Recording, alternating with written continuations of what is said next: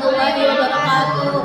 Perkenalkan kelompok kami, nama saya Nazila Zulfa Fitri dari Unhara Satya. Di Senin hari ini saya ingin membuat presentasi, yaitu makalah tersebut saya itu otoritas dasar keuangan lembaga penjamin simpanan. Materi presentasi pada hari ini yang satu pengertian OJK, yang kedua fungsi tugas dan wewenang OJK, ketiga evaluasi pengawasan OJK, yang keempat program literasi keuangan, lima manfaat literasi OJK, enam lembaga penjamin simpanan, 7 fungsi lembaga penjamin simpanan, 8 LPS sebagai regulator, 9 LPS sebagai likuidator, 10 hubungan OJK dan LPS, 11 hubungan LPS dengan bank. Saya akan membahaskan tentang OJK atau Otoritas Jasa Keuangan. Otoritas Jasa Keuangan adalah sebuah lembaga pengawas jasa keuangan seperti yang diperhatikan, pasar modal, reksadana, perusahaan pembiayaan, dana pensiun dan asuransi yang terbukti pada tahun 2010. Di sini ada fungsi tugas dan wewenang OJK. OJK adalah lembaga yang independen yang punya fungsi tugas dan wewenang untuk mengatur, mengawasi, memeriksa dan melindungi lembaga keuangan lainnya untuk menjaga stabilitas sistem keuangan nasional terdapat pada Undang-Undang Nomor 21 Tahun 2011. Ruang lingkup pengawasan OJK. Di sini pertama ada industri perbankan seperti bank umum, seperti bank mandiri, bank BCA, BRI, dan BPI. Kedua ada pasar modal reksadana seperti Indonesia, perusahaan komunitas, manajer investasi. Yang ketiga dana pensiun dan asuransi, perusahaan asuransi asuransi umum, lembaga keuangan dan dana pensiun. Yang keempat ada perusahaan pembiayaan seperti perusahaan dividen, ada finance, yang kelima dalam lembaga jasa keuangan seperti Gadaian, lembaga penjamin dan lain-lain.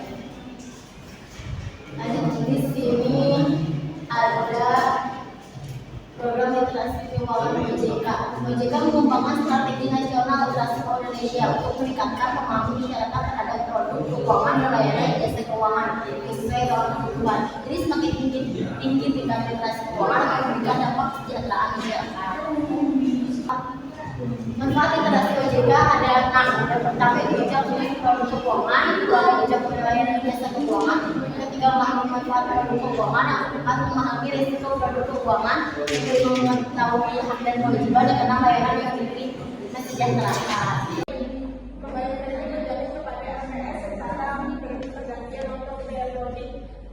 Penjamin simpanan. LPS berkenan melindungi dana simpanan masyarakat. Jika tidak, bank akan gagal atau dicabut izin usahanya.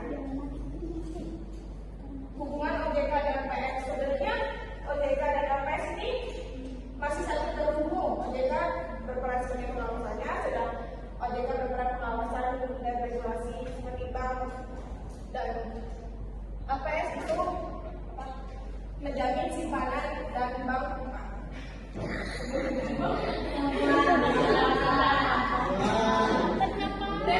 LPS, sedangkan LPS berperan menjamin bank agar tidak gagal. Sebenarnya LPS dan OJK itu masih satu masih satu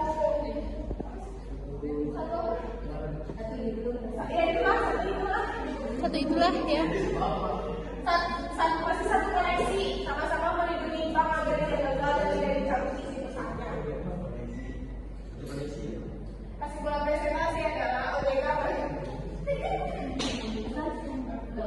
OJK berfungsi menjaga stabilitas keuangan melalui pengaduan dan pengawasan, sedangkan LPS berfungsi melindungi simpanan masyarakat.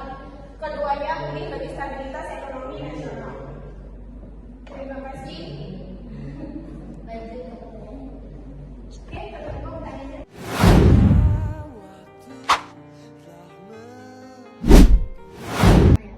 Perkenalkan saya dari kelompok 4, Anjali Ciakamila, NIM 64252079. Saya ingin bertanya, sebutkan batas maksimum nominal simpanan per nasabah per bank yang saat ini dijamin oleh LPS. Mau ngomong apa? Jadi saya akan menjawab pertanyaan dari kelompok 4 dari Mila. Sebutkan batas maksimum nominal simpanan per nasabah per bank. Bukan tadi itu siapa ya? Sama ya? Jadi batas maksimum sampai saat ini adalah 2 miliar rupiah. Ya. Perkenalkan, nama saya Pada Syarat, nomor NIM 64251952. Pertanyaan saya, apa dampak jika OJK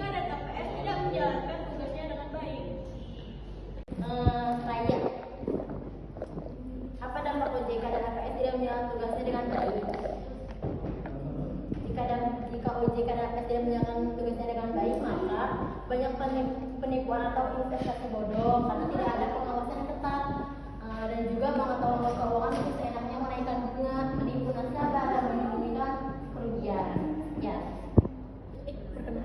Perkenalkan, nama saya Rahmawati Nisa Putri, NIM 64252071. Pertanyaannya, bagaimana peran LPS sebagai regulator dan likuidator? Kemudian dari kelompok 5, bagaimana peran LPS sebagai regulator dan likuidator?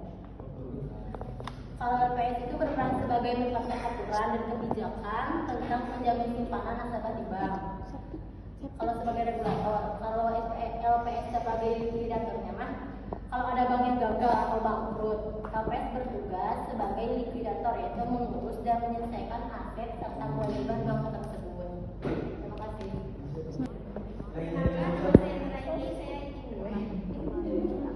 Tanya, gue pegang kamera. Apa tujuan utama dibentuknya OJK di Indonesia? Ini, apa tujuan utama dibentuk OJK Indonesia? 1. Mewujudkan sistem keuangan yang terselenggara secara teratur, adil, transparan, dan akuntabel. 2. Mewujudkan sistem keuangan yang tumbuh secara berkelanjutan dan stabil. Yang ketiga, melindungi kepentingan konsumen dan masyarakat di sektor jasa keuangan. Perkenalkan, nama saya Anjani Zuhair, Ya. NIM 8251887. Pertanyaan pertama, mengapa keberadaan OJK dianggap penting dalam menjaga stabilitas dan sistem keuangan nasional Indonesia? Saya akan menjawab pertanyaannya, wahai Bapak Sidang. Masih muda.